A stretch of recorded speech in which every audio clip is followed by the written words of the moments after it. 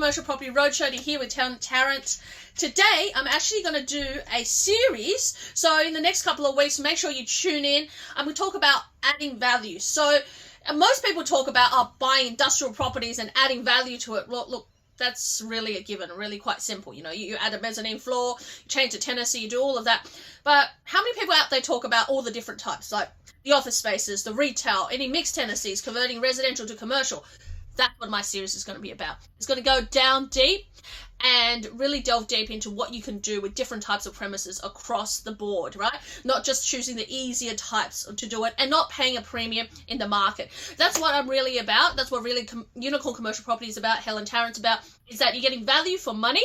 And maybe that's because I'm Chinese and I really need that value for money. I like to negotiate. I like to tweak things. I like to create uplifts for our clients because I feel I'm not doing my job if you haven't been educated properly, you haven't created the uplift, and you haven't achieved the massive benefit out of the property and what is the strategy behind it. So today I'm going to talk about the 5 things you can do to uplift or create value, additional value on an office property. And the reason I talk about this first front up is because it is the most difficult class of property to increase value, uplift, and increase, I guess, the capital growth in the back end as well as the cash flow, right? And it is also one of the most disliked type of property in the market by investors right now. And I think it's wrong.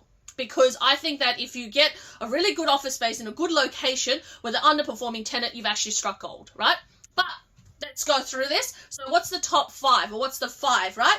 So your 5 is the number one thing you do with office properties is to firstly see the tenant inside. So what you're looking for, and each strategy has a different type of tenant and property. And this is where strategy really comes in. So the first type is to renegotiate with a tenant, right? And I think that on the face of it, it looks really, really easy to do, right? Go in, tell them you want a new lease, and that's it. But no, what you're looking for is a property in a good location, a property that is probably a little bit run down. So it doesn't matter if the property is looking like, all right, so the vendor or the strata hasn't really taken a huge care of it, but as long as it's got a good tenant mix, it's got in a good location. The location is really important.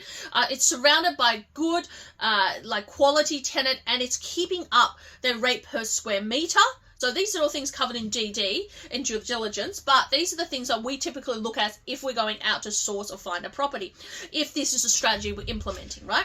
So you've got to know the strategy before you buy the property. And most people do it wrong because they buy the property first and then go, oh, let's add on some strategies. Doesn't work that way. So then what you do is you look for that particular property where it's underperforming in the sense that the property itself is not flash beautiful, but in great location, great tenant mix, and it's keeping up its rate per square meter. Not a huge amount of vacancies, but there is vacancies coming through because the vendors have not been taking care of the property. Now, obviously, during due diligence, we want to check to see there's no major strata issues like no roof replacement, no new air conditioning replacements, no cladding and all those things. But those things aside, your tenant's on there and it's probably on a short tenancy that's about to expire. So they're about to expire in 3 or 6 months' time. 6 months better. And also there might have been on month to month for some time. So either one of those will work. And remember, in order to do this strategy, you need to have some servicing. You either have had a commercial property before or you've been able to service it on a full documentation loan rather than a lease doc loan, because it won't work at the lease doc. So then what you would do is you go in and you speak to the tenant, and you can do this, some of it during due diligence, some of them afterwards, but this is all about finding out.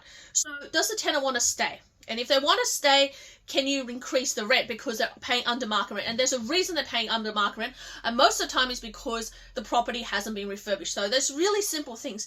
Air conditioning needs to be upgraded. The flooring probably needs to be upgraded. They probably need the blinds, or they probably need some window covering that needs to be upgraded. But also, they might need a slight tweak to the way that it's the layout of the property. So they might say create a little kitchenette area or create another office boardroom or something to just change the layout. So if you could do those simple things for them, you can get them to sign a longer lease, plus, or take their option, plus also increase the rent as well, because then you get to go to market rent. Without you doing it, you won't be able to go to market rent.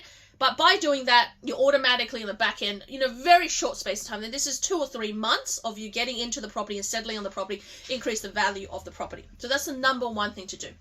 The number 2 thing to do is to obviously change the tenant. So we're working on the first strategy, but this becomes a little bit more radical. It's about changing the tenant. So you might, and this again is about you having a property that is a You can service the debt, right? So they're not looking at the tenant to service it. So it's not a loan, a lease stock loan. The property's in a good location.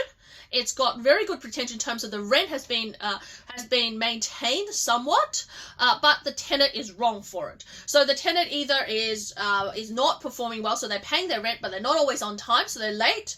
The tenant may not be paying outgoings, and they should be paying outgoings, but they're not.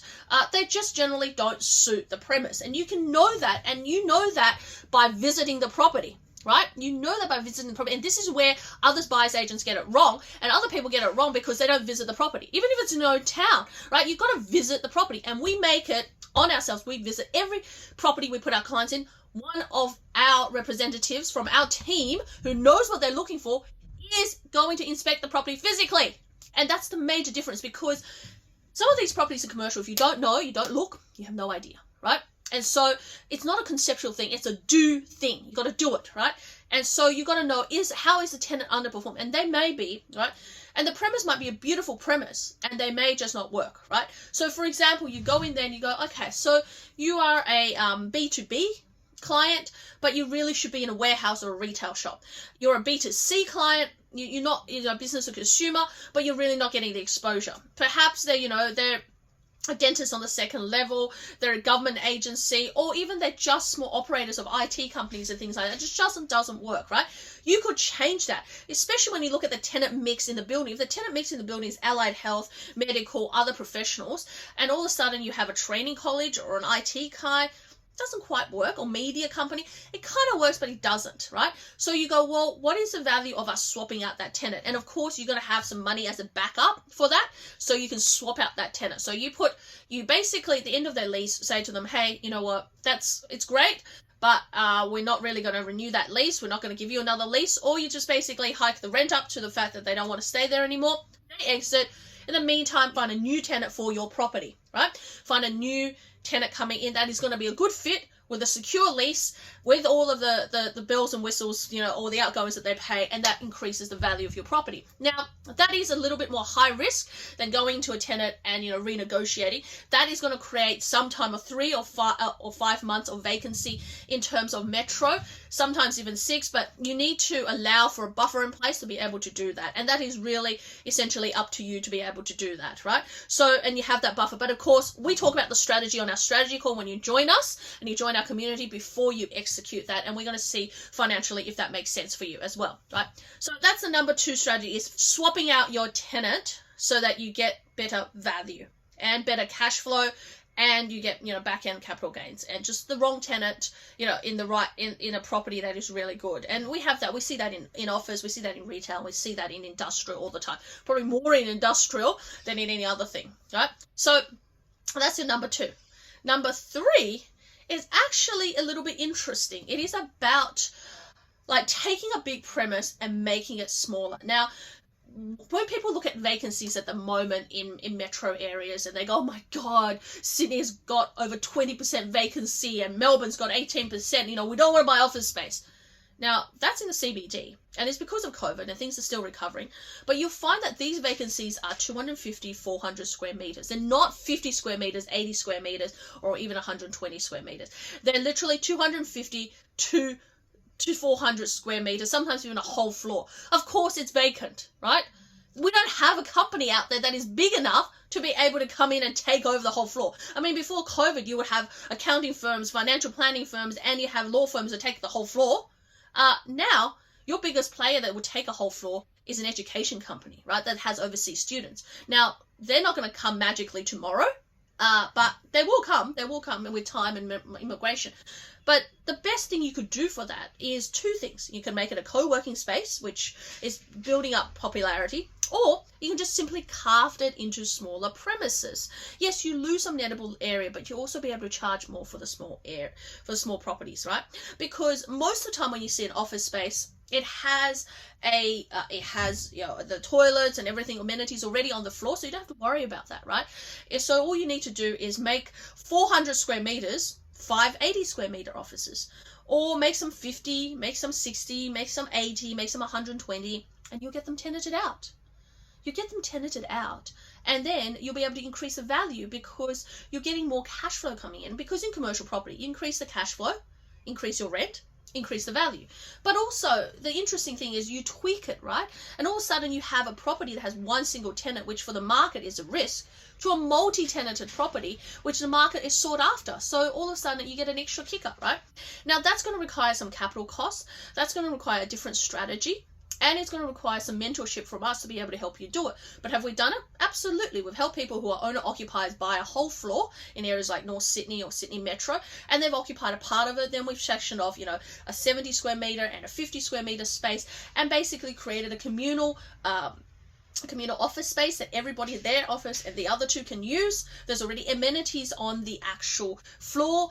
And all of a sudden these tenants are actually, paying 50% in rent, and they're paying less rent than where they were if they were renting somewhere else. So these are some of the strategies you can use on uplifting the office space. And of course, then you get to control your tenant mix, the rent and everything else. And if you're really, really clever and you really want to do this in the future, you can strata within a strata, and that's part of DD, whether you can do that or not, but we'll find that out for you if that's your strategy. Strata within a strata, which means you can sell off some of these offices as well, which again, in places like your metro, Melbourne, Sydney and Brisbane, that's where you're going to get that capital value and the capital kicker in that as well. So that being said, now we're on to number 4. Well, number 4 is really about building what is needed in the marketplace. So a lot of the tenants, you'll find that are government tenants need a lift. So obviously if you're in office space, you've got a lift.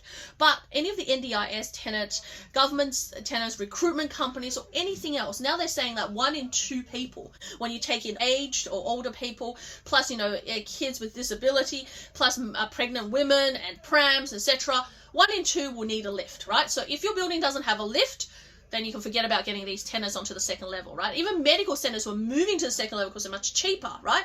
They want to make sure there's a lift and car spaces, right? And that's the most important thing when you're looking at office space.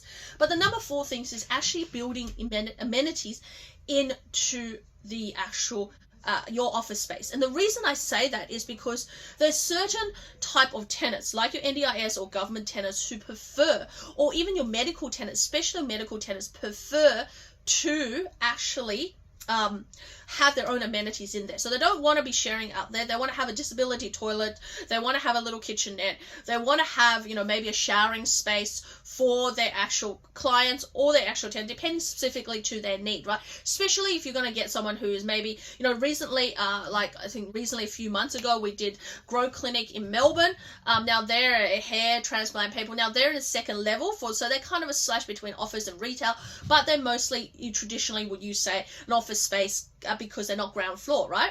So they have internal amenities for laundry, internal amenities for their bathrooms and a kitchenette, even though on the floor they have, disability toilets and everything else, but they're going to need areas for their clients that have got privacy, and of course they need to, do the laundry and everything else. And you'll find that with certain type of tenant, upgrading those amenities will actually make sure that your property is more sought after compared to other tenants. So when it comes in, you get your rent per square meter is a little bit high because you've got that specifically internally, where a lot of office spaces don't. The other thing is, in fact, where I'm occupying in Sydney, in the building in front of us, they actually have even a commercial kitchen.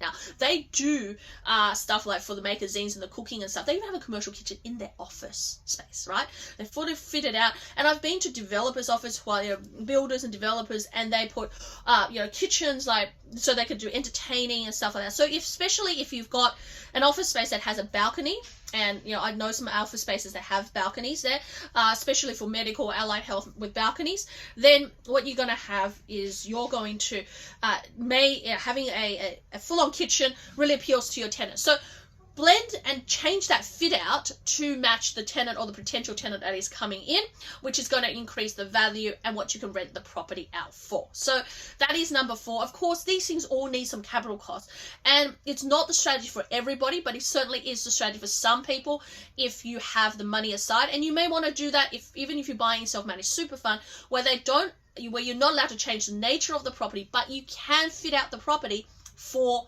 the client or for the tenant or whatever you want, whatever they call it under self-managed super fund.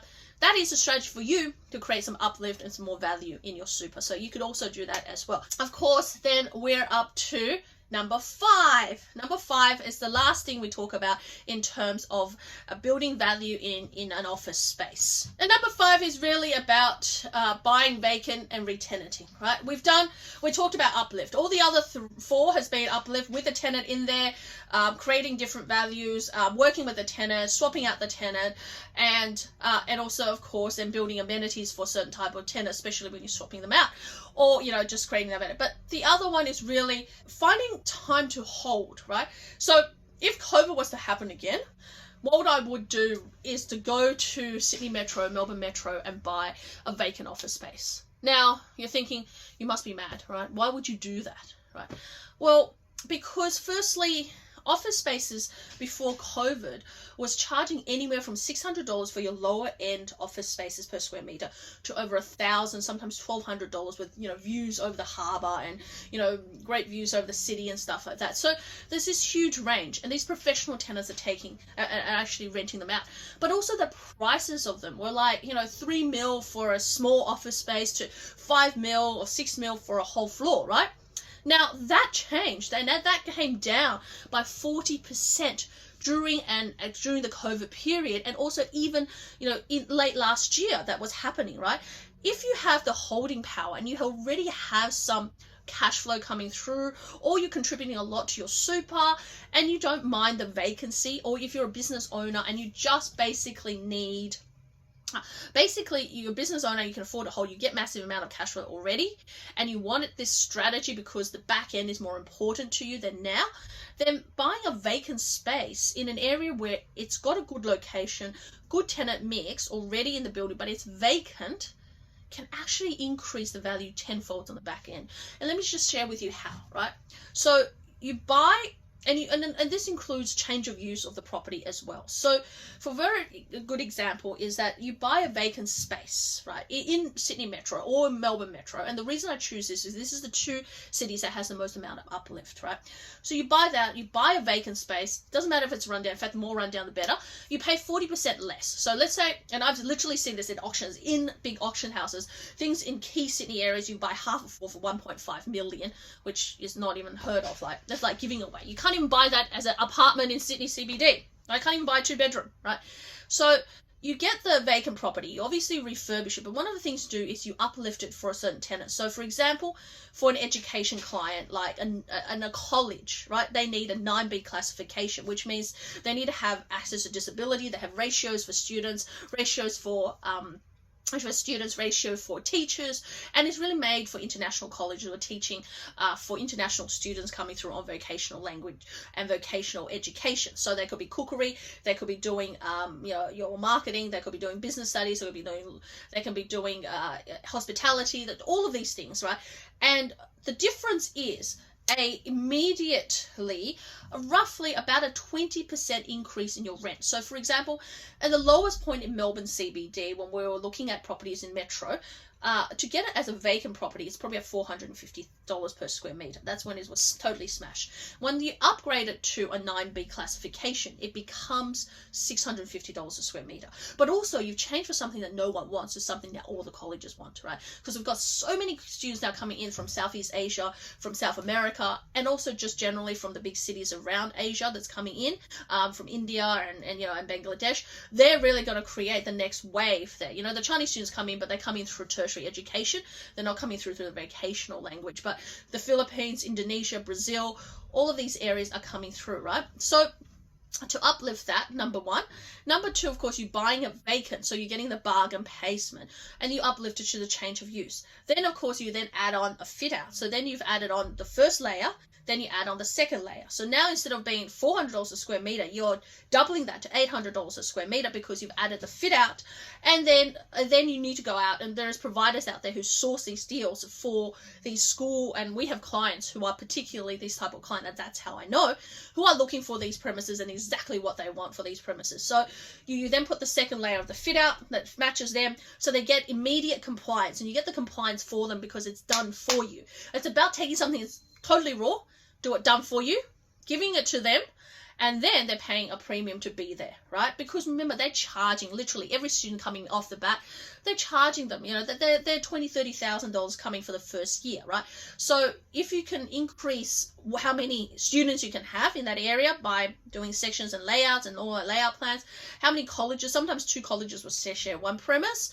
And also this is also an excellent idea when you get a big premise and you cut it up into 2 or 3, you can have multiple colleges there as well. So, and multiple different types of colleges. So you obviously then you do the first layer is change of use, second layer is the fit out, and then you've gone from say $400 square meter to $650 to now $800, right? So you've actually doubled your rate per square meter. Yes, there's going to be capital costs, but of course there's depreciation against it. There's ways to be able to write that off, and of course, it ultimately results a better uplift in the background. Whatever you're putting in the front end, you're going to triple that in the back end in terms of capital growth, right? Once these colleges come in, they don't want to really move because they have to get ASQA compliance, they have to get compliance and approval from the students, they have to put out their marketing. Once they're there for the long term, and they're signing 5, 7, 10-year leases, right? So that is the level that you go as the extreme level in terms of office space. And there's so much to do. There is other organizations. That doesn't have to be education, but there's medical organizations out there. There's childcare that's now going to second level. So office space is what it traditionally now needs a tweak. So if you're looking at office space and you're thinking, oh, it's just plain boring, totally wrong, right? I've seen refurbishments for office space on the second level to childcare with open space areas. Of course, that is a freestanding building where you've got the second level as office, first level is retail, but it's still office space, right? Traditional office space has gone to medical centers as well. I've seen traditional office space go to any of the allied health. Traditional office space has now gone to training organizations and these colleges. And of course, traditional office space now can be people have used. And in our own property, we've got office spaces in regional where people have actually refitted out and have even started doing Bikram yoga and training in them. So when you see these changes of use on these properties, that is going to be the rejuvenation of office space. And that's why it's so important to remember the 5 value add properties. So what we do is firstly, we renegotiate the rent. So renegotiate and fit out or make an improvement on the property to get the tenant to re-sign and increase the rent. Number 2, we take a bigger property and we split them into smaller properties, make them into smaller properties, which is more fitful for the market. We've got number 3, obviously you change out the tenant because the tenant itself is underperforming and it's not right for the property. So you swap out the tenant. Number 4, you actually build amenities into the property to attract a higher level of tenancy. So you basically put in your kitchens, you put in your showering and laundry and things like that to attract a different type of tenant on a longer lease as well. So that's another level to refurbish it. And number 5, buying a bargain basement vacant property, uplifting it to change of use, uplifting again with the fit out, and then you pick up, and then you flick it back on the market and sell it. Right? It's an uplift property, especially a developer. This is absolutely perfect for you, right? And also, you could, refinance against it. So, plenty of strategies, and that's what we offer most at Unicorn Commercial Property. We work with you to work out strategy, to work out the tenant profile, the property profile, the location before we even start to execute. And that's why we help you through education as well as buyer's agency. So all you have to do, click on the link, find out more about us, book in a strategy call, and let us help you build a cash flow rich portfolio through commercial property. Click the bell, subscribe. See you the next one where I talk about uplift and value add for retail spaces. Bye for now.